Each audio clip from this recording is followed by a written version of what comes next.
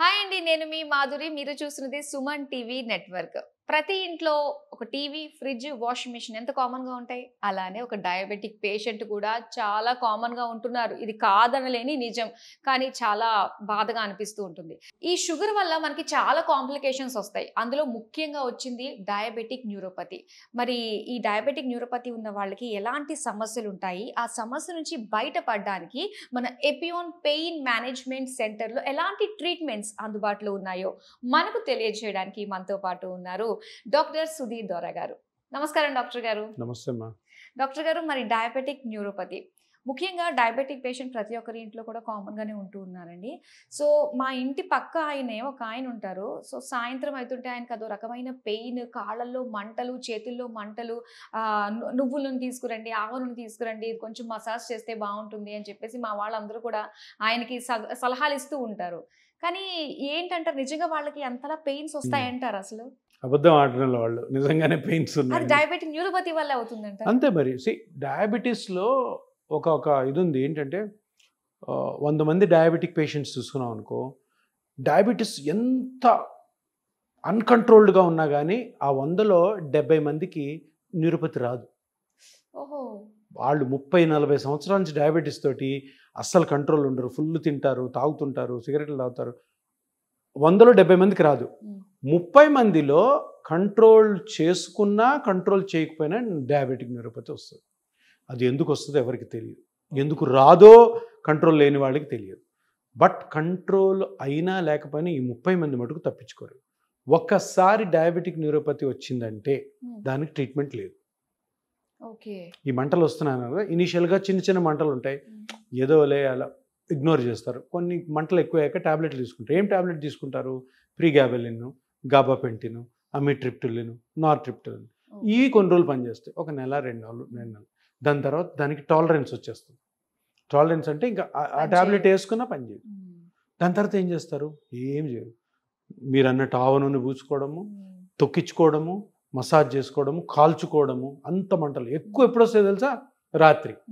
Day long పని చేస్తారు, ఏం తెలీదు, వచ్చి పడుకుంటారు, స్టార్ట్ అవుతుంది. ఎంత మంటలు అంటే నిద్ర రాదు వాళ్ళకి.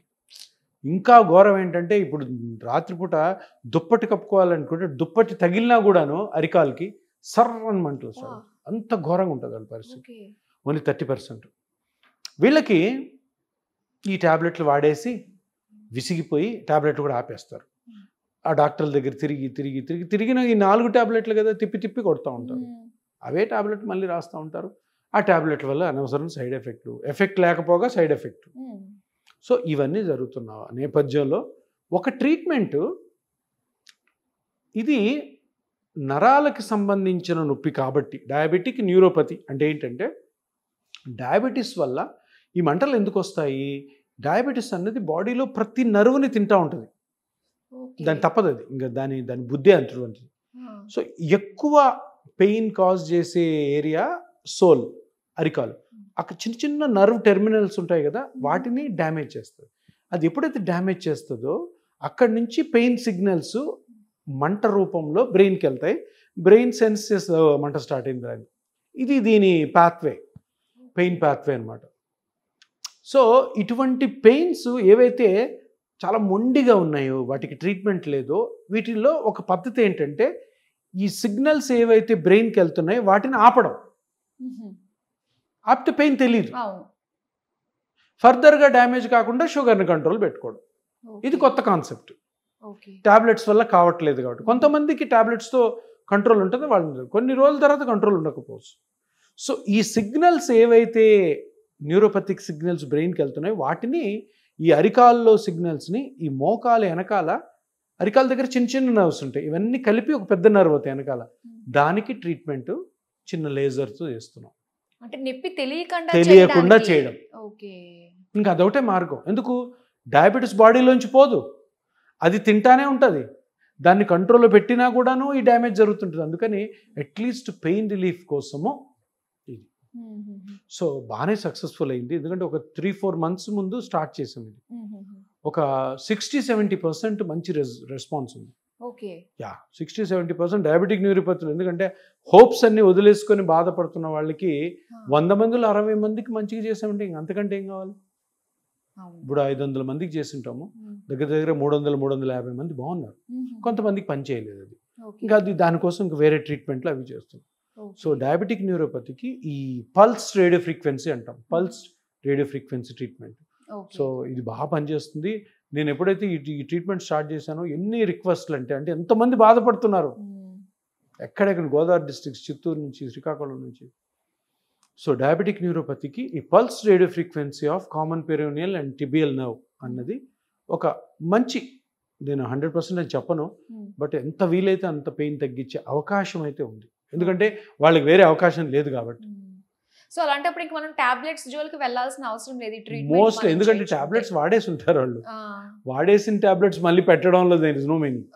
తీసుకొని కొంతమందికి చూస్తాం వేరే కాంబినేషన్లో ఏమన్నా, ఎందుకంటే దీంతో పాటు అవి కూడా వాడితే 100% రావచ్చేమో అని ఆశ.